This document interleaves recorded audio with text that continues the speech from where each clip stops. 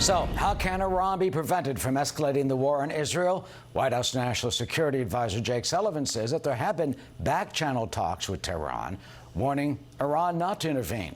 But you know, Iran is the patron of both Hamas and Hezbollah.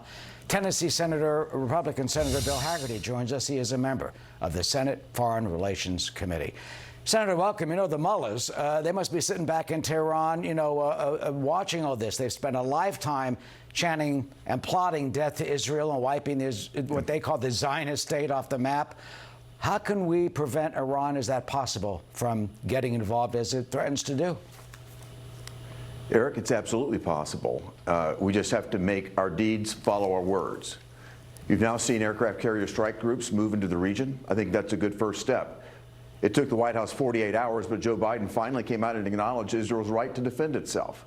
But what we need to do is go back to what has worked. I can tell you what hasn't worked, and that's the appeasement policies of the Obama administration in the first instance when they developed the JCPOA. We saw the violence coming out of Gaza in 2014 and 2015. When President Trump came in and tore up the Iran deal, when he imposed maximum pressure, what we saw was a completely different story. During that time, I served as the U.S. ambassador to Japan. My job was to get the Japanese to stop buying Iranian crude. We did that. We cut fund flow to Iran down to a trickle. Hamas and Hezbollah were going broke. That was widely reported. When Joe Biden comes back into office, what does he do? Right back to appeasement, enriching Iran, looking the other way. Tens of billions of dollars have flown to Iran. Now they have the funds to do this, to support this, and this is exactly what we get when we don't impose maximum pressure. We need to go back to what works. We need to put maximum pressure in place right now. That's what the Biden administration needs to do. Snap back every sanction under the JCPOA, every sanction under the United Nations Security Council, and exert maximum diplomatic pressure right now to match the military presence that we're putting in place. Why do you think there has been, especially in the Democratic circles, this outreach? One would say, well, you need to talk to them. We need to outreach to them. We need to deal with them because they could potentially have a nuclear bomb and develop that. And they go down that path as opposed to what you just described. Why the difference? It's impossible for me to understand or explain, but I'll say this. Under the Obama administration, they put Iran on the path to get a nuclear weapon. They misrepresented it to the people of the United States. They said that what they were doing was going to have, immediate and intrusive ability to have inspections. That was untrue. Interestingly, at the point of the spear of these miscommunications was Jack Lew, who is now going to be put in front of the Senate next week to become our ambassador to Israel. That's an insult beyond insults. It's amazing that the left sees things this way. The appeasement process does not work, and we're right back to where we were with Obama, and even worse, with the worst slaughter of Jews that we've seen since the Holocaust. And let me finally bring up an issue that rankles a lot of people, Qatar.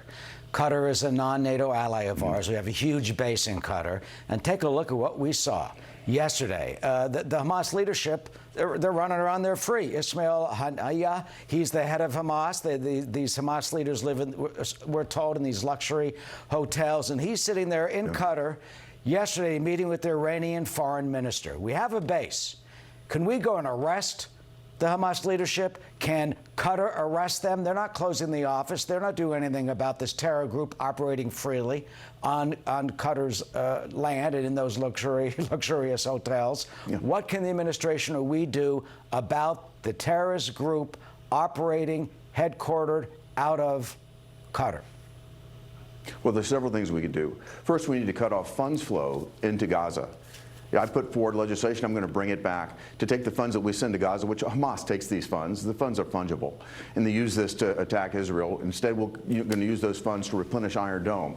With respect to the people sitting in Hamas right now, as the IDF, the Israeli Defense Force, is calling for Palestinian civilians to leave, to evacuate, these people are sitting in hotels in Qatar, calling for them to stay. What cowardice. We need to get our allies, to the extent they are in Qatar, to step up and help us stop this, to jail them, to extradite them, to do whatever we need to do. I'd love to see that happen. Senator Bill Hagerty, we'll see if this continues and if they eventually end up in the dock of the International Criminal Court. Qatar needs to cooperate. They are not yet. Thank you for joining us. We will stay on this story, of course.